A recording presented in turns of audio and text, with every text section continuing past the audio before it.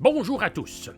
Après avoir fait des découvertes sur la lumière, permettez-moi maintenant de me tourner vers un autre grand phénomène, la gravitation. La gravitation s'exerce entre deux corps, entre autres le Soleil et la Terre, ainsi que la Terre et la Lune. Cette interaction se fait instantanément, et qui dit instantanément dit vitesse infinie. Mais j'ai établi précédemment que rien ne peut dépasser la vitesse de la lumière. Les théories de la gravitation d'Isaac Newton et de Galilée au XVIIe siècle ne sont pas assez précises. Donc, je vous présente maintenant ma nouvelle théorie de la gravitation. Le principe fondateur de ma théorie est que la gravitation et l'accélération sont équivalentes. Donc, dans le vide, tous les corps chutent à la même vitesse. Prenons par exemple une pomme et une balle de bowling prises dans une cage de verre. Le poids de ces deux objets est très différent et pour l'expérience, laissons-les tomber dans l'espace. Vous voyez que les deux items descendent à la même vitesse. L'accélération annule l'effet de la gravitation et l'inverse fonctionne aussi.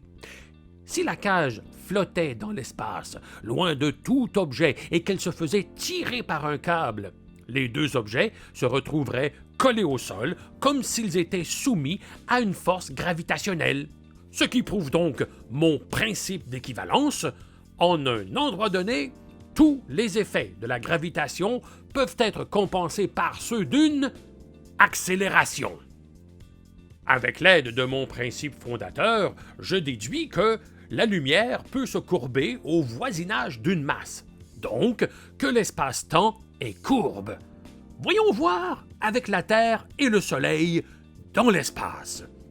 La vision que nous avons du Soleil est tout droit devant nous, mais en vérité, la vision que nous avons sur la position du Soleil n'est pas en ligne droite.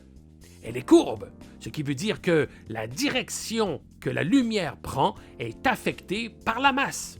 Ici, le Soleil. J'en conclus donc que la gravitation infléchit le trajet de la lumière et que cette courbure révèle la géométrie même de l'espace-temps. Attaquons-nous maintenant au temps.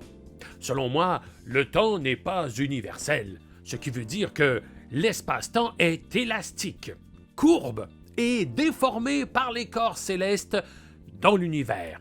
Il n'y aurait donc pas 3, mais bien 4 dimensions. La largeur, la hauteur, la profondeur et le temps. Voici donc un exemple de ce que j'avance. Si je me trouve à la fois un mois sur la Terre et un autre mois sur la Lune, et que nous démarrons nos montres à 10h15 au même moment. C'est long. C'est très long. Le mois sur la Terre aura un temps qui avance plus lentement que le mois sur la Lune, puisque le temps est affecté par une plus grande force de gravitation sur Terre. J'espère que ma capsule sur ma théorie de la relativité générale vous a plu. Si vous avez d'autres questions, faites-moi signe. À la prochaine!